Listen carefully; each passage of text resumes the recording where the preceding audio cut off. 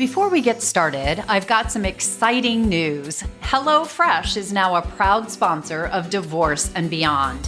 If you've been thinking about cutting back on grocery bills, avoiding food waste, or just getting dinner on the table without stress, this is your moment because right now, HelloFresh is offering one free item in every box for life.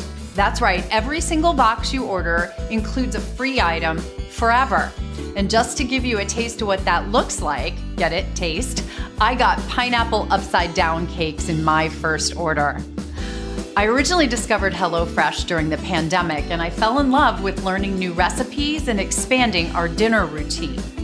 I let it go for a while because, hey, I live in Chicago with world-class restaurants on every corner, but with today's rising costs, HelloFresh is back on my table, and I'm so glad it is. So if you're ready to save time, money, and dinner, go to divorceandbeyond.com/HelloFresh and sign up today to grab that free item for life. You can also find a link in the show notes or divorceandbeyond.com/HelloFresh. And now let's get into today's episode. Coming up on today's episode of the Divorce and Beyond podcast. Selfish is a dirty word for women. I am redefining it because of the power it had in my life to change everything on every level. And so I decided to start an experiment. And I was like, what if for a whole year, everything I do is because it's right for me? And what if I just try it because nothing else is working?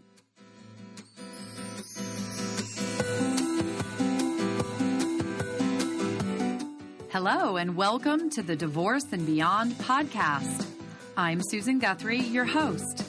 As a top divorce attorney and family law mediator for 30 years, I know what you need to know to get through your divorce, and most importantly, how to move beyond it to thrive and transition to your new future. My experts and I are here to give you the insider view into the process, so listen in for the wisdom and expert information you need on your journey through divorce and beyond. Hello, everyone, and welcome back to Divorce and Beyond. I'm your host, Susan Guthrie, and today we are diving into a powerful conversation about what it really means to choose yourself after divorce. My guest is Valerie Jones, the author of the brand new book, The Selfish Year. She's the host of the Selfish Woman podcast and the founder of the Selfish Woman movement.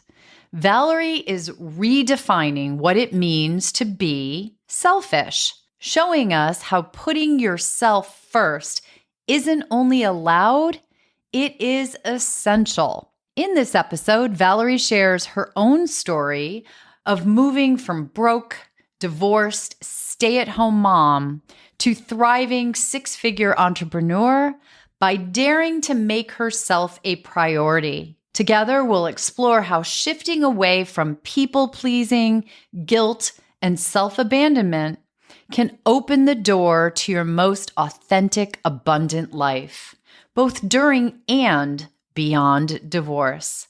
This is an episode you do not want to miss, so let's jump in. So Val, I'm so excited to have you here today, especially right after your book has actually launched. It's out there in the world. So how's it going so far? It's out there in the world. My baby's out there. The Selfish Year is my book. And, this is a dream come true for me to have a published book out there. So far, so amazing. Let me say, it's been a huge pre-order push through the summer, of course. And now it's all about celebrating the birth of my book. Well, and every author I know, including me, will say the same thing. It is like giving birth to a baby. It's much harder to write a book than anyone knows, especially one that is so personal, right? You have taken your own experience. In fact, it's, the book, again, everyone, is The Selfish Year, How I Went from Broke divorced, stay-at-home mom to six-figure entrepreneur by being selfish. That may sound very familiar, or at least like a dream come true to a lot of you out there if you're in the first part of that subtitle and want to get to the second part. Let's dive in and let's talk about selfish, because I'll be honest with you, the word selfish was the hook for me that got me like, I've got to get this author on my show. We need to talk about this because generally the word selfish, and I'll say this out loud for us women especially, it has really negative connotations, right? So why are you telling us all to be more selfish? Right? Our mothers never told us this. Never. Selfish is a dirty word for women. I am redefining it because of the power it had in my life to change everything on every level. And that started back in 2019 when I was at the end of what I didn't know at the time, but I was in an emotionally abusive marriage, my second marriage. We'd been married for 2 years and we were living in Spain and outwardly living the dream, expats. We had this beautiful apartment we'd restored and working online, living the dream. But inside I was desperately unhappy. And I had lived a life of being the good girl, the pleaser, the nice one, the polite one. I was raised to be selfless. Put yourself last, put everybody else first. This is what a noble woman does. This is how you're doing life right. If you are on the back burner and you take care of everybody else, that's how you do life. And that's how I did life for 4 decades. And then at the end of 2019, I really came to the end of that. I knew that if something didn't change, that I didn't know if I was going to make it out. I was so desperately unhappy. So that's where it started. And then this word selfish started bubbling up for me. At the beginning of every year, I meet with a group of friends online, wherever we are in the world. We talk about, what we manifested the year before, and we share a word for the year. And there I am feeling like, I don't even know what I'm doing tomorrow. I don't know how to fix my life. I've been trying everything. Nothing's working. My relationship is breaking down. And this word selfish started coming up. And immediately I had the reaction that you just said. I can't pick that word. That is the opposite of everything I've ever been told. Selfish women are arrogant and self-absorbed and, all these things. But the word wouldn't leave me alone. And so I went on the call and I was just like, I don't know, guys, like selfish is my word, whatever. And they were like, okay, let's see what happens. And so I decided to start an experiment. And I was like, what if for a whole year, everything I do is because it's right for me? And what if I just try it because nothing else is working? And that launched me into the selfish year that changed my whole life on every level and really is the foundation for the book. I always say, listeners hear these things from me all the time, but the universe provides. And clearly the universe was out there whispering this word into being for you. But I can see having that knee-jerk reaction to the word selfish, because I bet you for definitely every woman probably out there who's listening to this podcast, and certainly a lot of the men as well, there is that dirty word of being selfish. And I love how you contrast it to selfless. Because if you think about the word selfless, it's less of yourself, right? It's without yourself or less of yourself. And selfish should be the opposite of that. And I think that's probably where you went. But let's talk about being, like, what it looks like to be selfish. Because I'm going to guarantee that you did not go from being selfless to being selfish in every decision overnight. So did you start with small selfishnesses? How does this work? Yeah. I mean, selfish, I redefined it as full of self in the best way. If we're not full of self, as Glennon Doyle says, what are we full of? Anxiety, fear, worry, self-abandonment. That's what I was full of. And so I decided to learn how to become full of self. And so, that's a very messy, hard journey. And that year was crazy because actually my first selfish act was to book a one-way flight back to Canada. I was like, I need some space. I'd been toying with that idea for years, but the selfless me was like, don't do it. You're going to disappoint him and stick it out. It's like, no, I'm just going to go take some space. So I flew back to Canada and then I bounced around like 6 different Airbnbs. I didn't know what I was doing. I went back to see my kids. They had all grown up and moved out. And then I quickly realized that I didn't know how to make a decision. I didn't know how to make a decision to save my life. I'd been abdicating that to everybody else most of my life. And there I was going, what do I want? Okay, I'm going to choose what's right for me. I don't even know what that is. And that's where so many women are when they come to work with me, women especially, is because it's like, I don't know who I am anymore. I don't know. I'm so lost after a lifetime of abandoning myself for everybody else that I don't even know what I want. And that's what confronted me very quickly. Well, and so that's such an interesting point because that absolutely resonates. And I imagine people are thinking the same at the other end of this microphone. So how does someone who has been lacking self, who has, not nurtured that self, how do you get past this black abyss of what do I want, right? Like you were able to make a decision, and it's a big one, I have to say, jumping on a plane and flying back to Canada, leaving your spouse behind, doing that's a big move. But then it sounds like a little bit of inertia sets in. Like, what are the next steps that I take? And, I can't imagine it's one big decision after the other.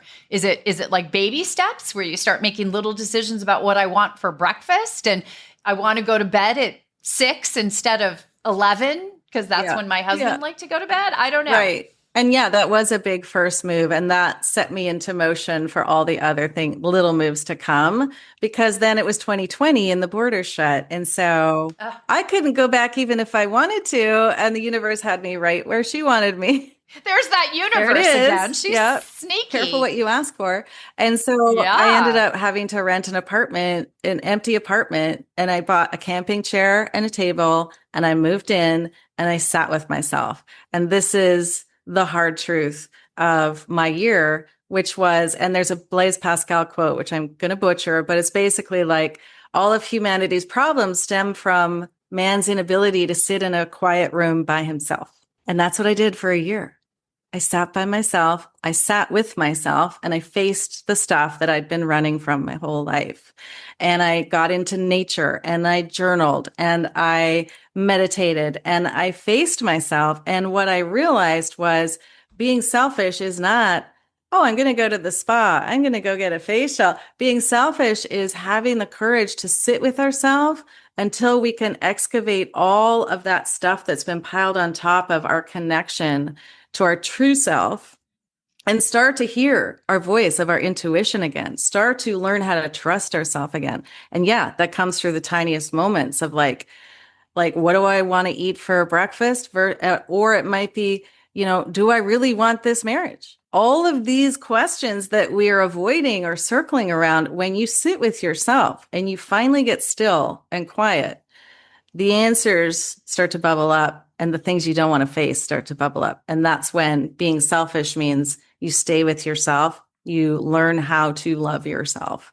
And to me, self-love is really just act like you love yourself. Act as if you love yourself. That to me is self-love. Listening to this podcast, whoever's listening to this podcast, that is you acting like you love yourself. You're putting yourself in this amazing place where you can learn and grow. So I had quite a dramatic year, but in the book, I break it down into what I call selfish strategies that are small daily actions that you can take no matter what's going on in your life. You don't have to get on a plane. You can do this in your life right now to start to learn how to fall back in love with yourself and connect to your inner being, your North Star, your inner GPS that is going to start to speak to you louder and louder when you make the time to prioritize that.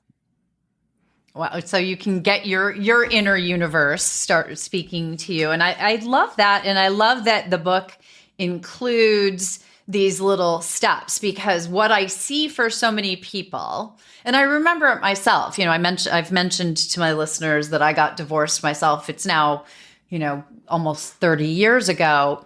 doesn't mean I don't remember what it was like. And I'm remarried and in a different space today. But again, does not mean I don't remember what it was like. And so often it's figuring out what the next best thing to do is the hardest part. And so it's easier to fall back into our negative patterns, including staying in a relationship that's clearly not working for us.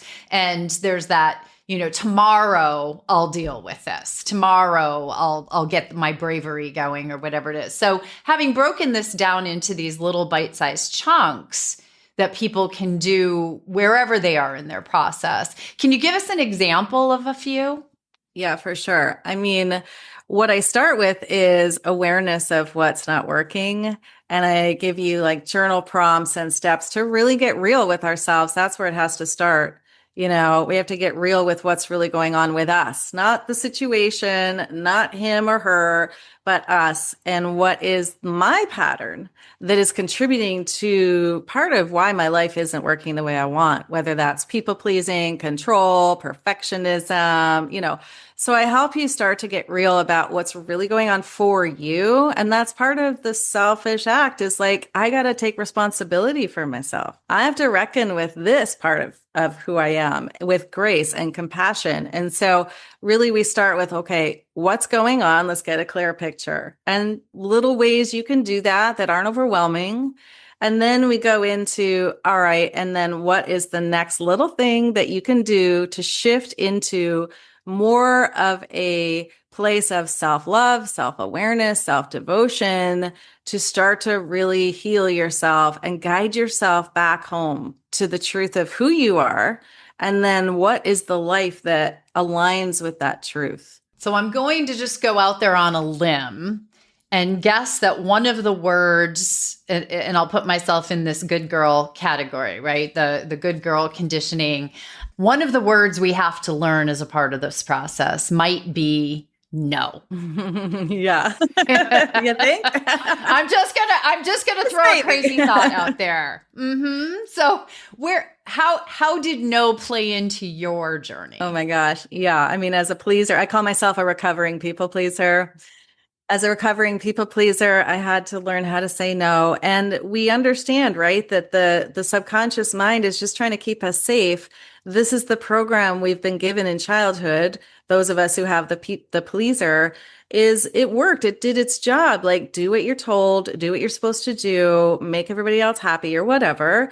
Okay. The child brain did its job, but now we've got this part of our mind that is really still needing to do that in order to feel safe. And so how do you start to create boundaries? How do you start to say no when you need to say it? Why aren't we doing it? Because the subconscious mind runs our life. And so I give you strategies on how to actually create safety for the mind and body to actually start to even feel safe to consider saying no.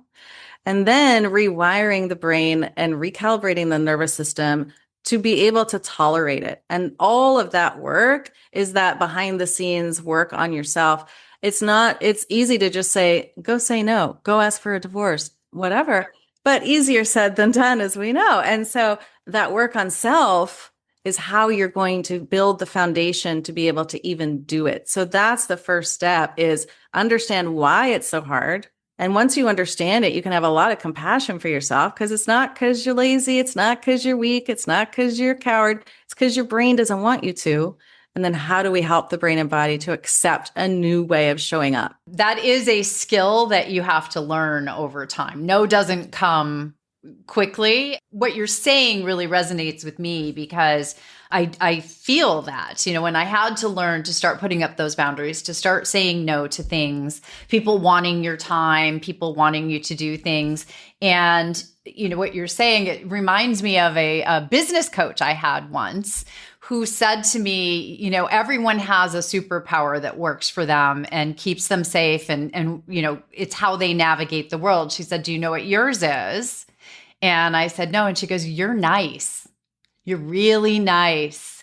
And you're a right? And that was my first time where anyone had given me that kernel of thought to then become aware of it. I had no idea. that was, that I was using it as a way to navigate the world around me. And so what you're saying about the awareness of that, I want, people out there who are listening to really think about how it feels for them, and do they feel threatened if they're going to say no, or if they're going to step out of whatever their superpower is. Because it doesn't mean you shouldn't do it. It probably means you should do it. Right. But it makes great sense, as you're saying, that it's very difficult to do.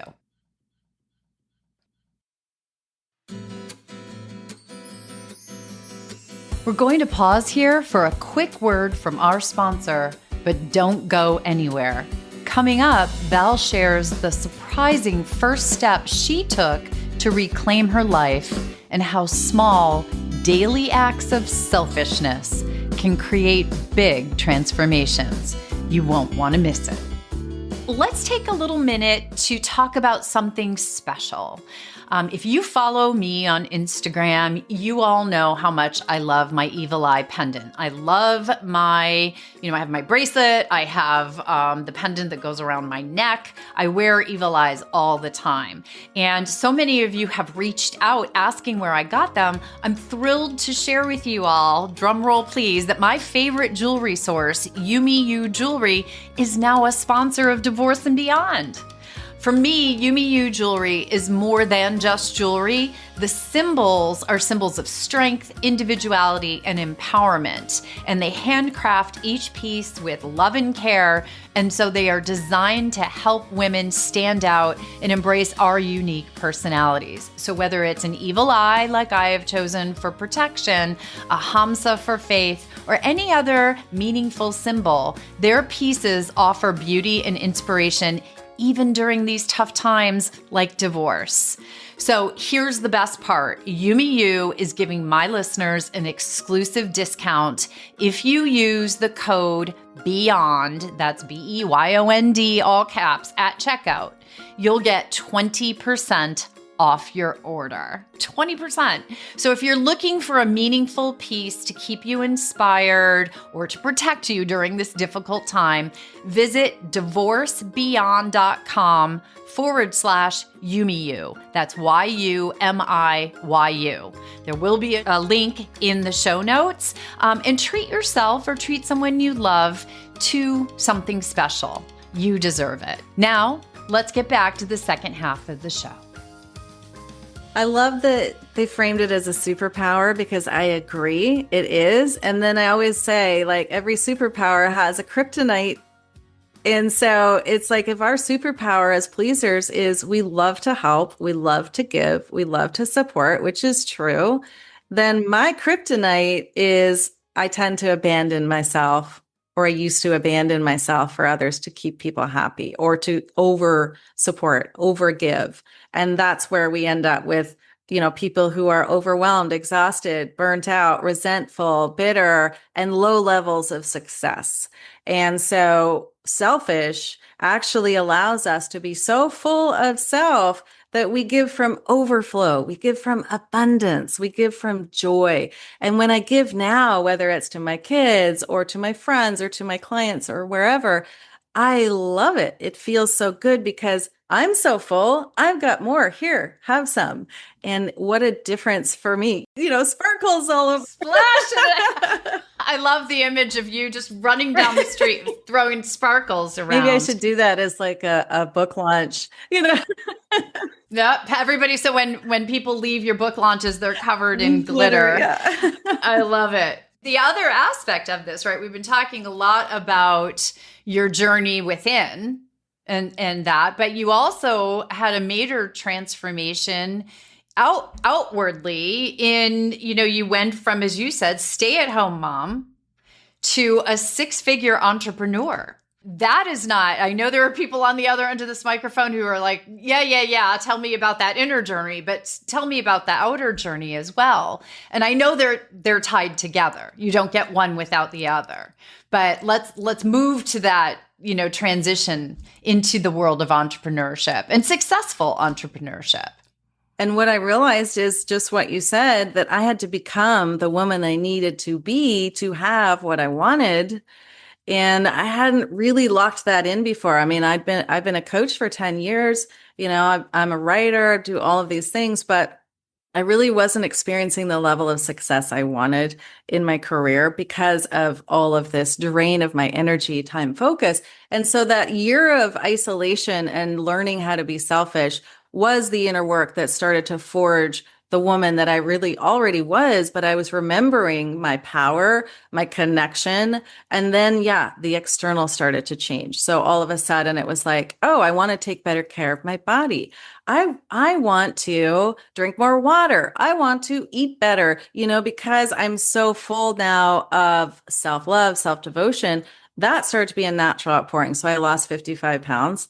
Then I moved to a new city because I was like, let's start a new adventure, came to Vancouver and started changing my business because it started to become a reflection of who I'd become. And that changed everything as well. And so I started showing up for myself. I started wanting to work harder because I was doing what I actually enjoyed. And that attraction started to shift, right? It's the magnetic energy of who we're becoming that starts to create different momentum in our lives. And I'm a big believer in that your energy attracts. And so my whole energy shifted from feeling so honestly, I hated myself and I was lost and uncertain of who I was and caught up in all of these old patterns and programs to really just being aligned is how I see it, of mind, body, soul, aligned with the truth. And being selfish helped me to find that. And I had to really protect that time to be able to do that. And now it's just exponentially increasing in momentum every year. And, I have an episode in my podcast, the Selfish Woman podcast, where I talk about how I became a six-figure entrepreneur with no plan. Because I really didn't have a plan. I just started to become, and the plan unfolded. And I tell my clients, like, stop looking for the path. You are the path. And when you become more of yourself, the path unfolds and you start to see it. So that's a little bit of how I shifted into where I am today. It's funny because in my professional world now, I don't actually do divorce work anymore. And I've transitioned into being a consultant to attorneys and lawyers who are trying to get off that litigation track and move in, because I hated it so much, but did it for so long. So totally like not part of this story, except I know the difference of exactly what you're saying now, of that when everything shifts within you and you're starting to do the things that do light you up, that do feed your soul, feed those parts of you that are sparked by, creativity and, all the things that you mentioned about being an author and a coach. These are things where creativity are nurtured and desired. And then you start living a whole different life, and that plan forward sort of unfolds for you. Yet what I do these days is help people create their business plans. Right. And so every one of them is out there laughing right now as they hear me saying, oh, the plan will just happen, because it's the last thing I would say. But there's a lot to when you're making this major transition in life, right? You almost have to let it unfold, because you don't have an ability, I think, from where you are before the transition starts to even see what's possible. Exactly. And that's where this book intersects with women, is like, I can't see ahead. I couldn't see where I was going. I was just winging it that whole year. And so many women come to me at that crossroads of like, I know I need something different, but I'm terrified of the future. It's completely unknown. And why would I launch myself into that? That's terrifying. And that's where I meet them in the book, right? It's like, okay, you don't have to know, but you just got to start showing up for yourself. And then, for me, once I got to that point of like, okay, I can see more of what I want, where I want to go, what my dreams are. Yeah, then you got to have a plan, sure. But it's hard to say have a plan when you don't even know who you are. And that's the work that you have to start with. And that's where this book really supports women to say, like, it's okay that you don't know who you are or you don't know what you want, but this is how you're going to figure it out. Right. And I think it's important for those who are listening to understand that, yes, this is a divorce podcast. So we are talking about this transitional time in that context, but you could be anywhere in your life. Certainly this happened for me, not at a time when I was going through my divorce. It more happened for me when I was moving around the country and changes were happening to me. And I realized, changes needed to happen. So this is the sort of information, no matter where you are in your life journey, if you're feeling that lack, that your life just isn't the abundant one that you wanted it to be, and you don't know what the one that you want actually looks like, it sounds like your book is a roadmap to help you get there. It is. It's not a divorce book. Divorce is part of my story that I tell in the book. But really what it is it's a story about a woman who was done giving herself away to everybody else and decided to choose herself and find out what happens when you do that. And that's really, for women, a story of wherever you are, when you hear yourself saying, is this it? Or isn't there any more than this? Or, wow, I'm really done with this in my life. That's the point where we start to do the work on ourselves. And that's when the magic happens. And I always say, no risk, no magic. And it doesn't mean you're ready. You're never going to feel ready to make a big decision or change your life or even start asking yourself hard questions. It's not about being ready. It's about really just being done, being like, you know what? I'm just going to decide that I matter and I'm going to act like it. And maybe your first act of acting like it is listening to this podcast or buying my book. Start there. Right. Hear one thing here that connects with you or how you're feeling, and take the next step by getting the book or exploring some of these ideas. Because the other aspect that I really like about what we're talking about for my listeners, and now we'll go back to divorce, is everyone, I did do divorce work for 30 years. I went through it myself. I know that it is a very scary and difficult time where the future, for many, many reasons, looks like a big black hole, and people are afraid of it. But what I want them to see from this conversation is that divorce can actually be the portal, the door you can walk through. As I say a lot, divorce can be the opportunity to create your new beyond. And you may not know what that looks like today, but each day you get to start taking steps to move toward it. And I might suggest that getting the book would be one of the steps that might help you move toward it. So what would you want my listeners to know as sort of a final takeaway, some little kernel or golden nugget about if they're in that dark, scary place today? What would you tell them to do besides get the book? What would you tell them to do today?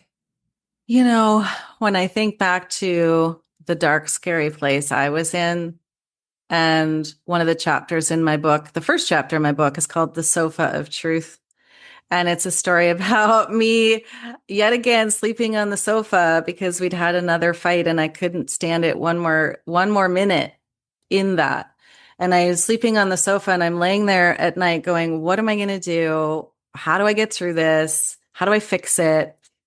And I had this moment and it felt like a phenomenon. It felt like something clicked inside me. And it was just this little voice that said, like, don't ever do this again. Like, this is the last time. And I finally listened to that little voice. And I was like, okay, I don't know what I'm going to do tomorrow when the sun comes up. But number one, the sun will come up. Number two, I'm going to try to listen for that little voice again.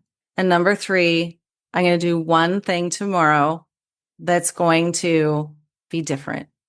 And literally, that's how I pulled myself out of the pit. Baby steps, micro changes. We can't fix it all. And when you're looking at the void, it's so terrifying that you just freeze up. And I stayed frozen for so long. And so what pulled me out was that awareness of like, okay, I can do one thing today. And maybe that day it was writing in my journal some truth and then like burning it.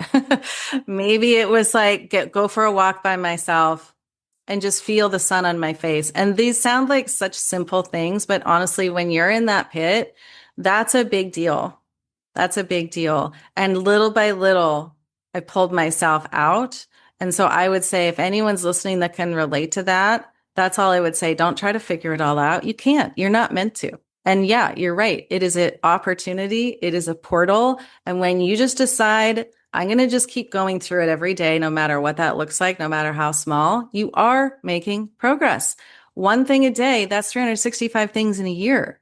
So one thing a day that you do that shows up for yourself, that acts as if you love yourself, that says, I deserve something more. Honestly, that's what I would say, because we have to strip it back to those little tiny moments, those little tiny decisions. And it takes the pressure off to make the change overnight, right? You can make those. And I love the 365 little changes is one, full year of a major change. Right. And I don't know about you, but in my first marriage, I stayed 10 years longer than I should have. And the average person does. Right?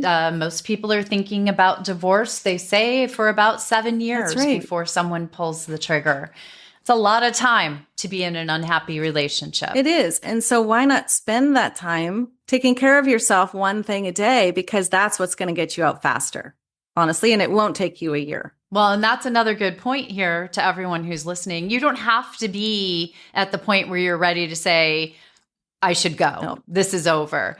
You could be in the place where you're just going to work on yourself, and the relationship is something that you'll deal with and decide on when you're in a better place to make that decision. Oh, yeah. And trust me, when you decide to work on yourself, that decision will become really clear. Maybe to both you and your spouse. Maybe. Because that is, sometimes people don't like it when we change. That's right. But that's a whole nother book. That's a whole other episode. So, yeah. Well, and since we aren't going to do that today, but we maybe should have you back on so we can talk about that. Listeners, send in your questions if you have some questions about the other side of the fence here, how Val's husband or spouse responded, and everyone else in your world. Oh, yeah. I shouldn't make this about him. When we start to change and start to stand up for ourselves, be more full of ourselves, be more selfish. Sometimes not everyone in our world is very happy with that when they're not used to it. The people who benefit from our selflessness do not like it when we get selfish. That's the way it goes. But, that's all part of the journey. And like you said, that's for another day. That's another one. But let's not leave this one without telling people how to get the book and to find out more about you. Yeah, you can get the book anywhere. Go wherever you buy your books and grab it. It's called The Selfish Year.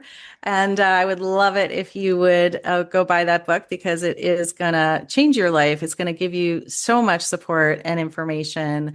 And you can check me out at my website, valeriejones.ca, because I am a Canadian. And I have a course called Get Off the Fence, actually, that you can take. It's a 6-video course that helps you to make that decision. Do I stay or do I go? And I help you go through all of those. So you can look at that too. And, go check me out. I write on Substack. I'm on TikTok. I'm everywhere. Which is great, because there's a lot of different ways you can get Val's wisdom. I will have, as always, listeners, the links in the show notes for you to everything that Val has mentioned. One thing I wanted to say to you all, I mention this every time there's an author on, but if you get Val's book, and you should, be sure that when you read it, you go in and you leave a review. It is the number one most important thing that you can do. One, do it in a selfish way. Say how the book helped you, how it helped you be selfish. That's a great way for you to reaffirm the value of what you read in that book. But it is also the number one best way that you're going to help other people find this resource. It's so important. We live in a world now where, those reviews really mean everything. So go ahead, leave a review, read the book, share it with those who need it, share this episode with those who need it. And, Val, we'll have to have you come back and talk about how we're going to handle how everyone else feels about our selfish year in the next episode. I would love that. Take 2, chapter 2. Take 2. Yeah, I love it. Well, thank you so much. And I'm so excited to see the journey that you're about to go on with the book that has just launched. This is going to be really exciting. Thanks, Susan. Thanks for having me. It's really been an honor to be here. Well, I've loved it, and I hope you have another very selfish year. Before we wrap up, let's highlight a few golden nuggets from my conversation with Valerie Jones. First, being selfish is not about arrogance. It's about becoming full of self, not full of yourself. When you put yourself back at the center, you reconnect with your intuition and your power. Second, small daily acts of selfishness add up. You don't have to change everything overnight. One step a day is 365 steps toward a new life in a year. And finally, divorce isn't just an ending. As Valerie so beautifully shared, it can be the portal to creating your beyond, the abundant, authentic life you truly deserve. I hope you'll take these insights with you and remember, choosing yourself is the most powerful choice you can make. Thank you for joining me today on the Divorce and Beyond podcast. I hope you found some information and inspiration to help you on this journey. Please join me every Monday at 6 a.m. Eastern Standard Time for a new episode. And if you like the show, please take the time to subscribe and leave me a 5-star review on iTunes. You can also find more information on the website at divorceandbeyondpod.com, where you'll find links to the YouTube channel, transcripts of the episodes, and other bonus content. So I'll see you next week to help you move through your divorce and beyond.